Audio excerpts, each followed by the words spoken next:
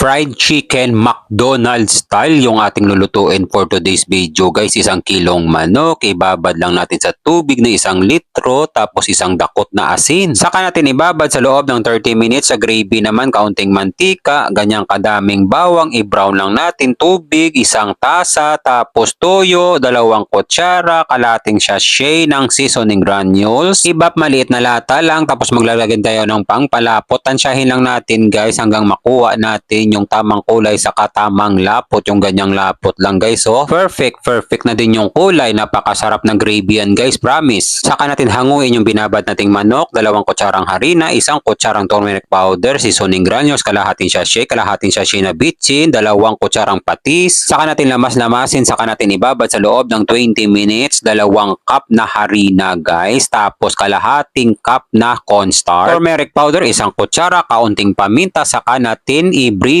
yung manok. Siguraduhin natin guys na na-i-breedings natin ng maigi para magkaroon siya ng extra crunch. Saka natin i-fry. Hindi naman to yung authentic na McDonald's na fried chicken, pero malapit na tayo doon. Magkalasa sila guys. Promise yan. Totoo yan guys. Lalo na yung gravy guys, napakasarap niya. Yung fried chicken, napaka-juicy, napakalutong ng balat. Kung mapadaan man sa'yo to, wala nang plano-plano, magluto ka na rin ito.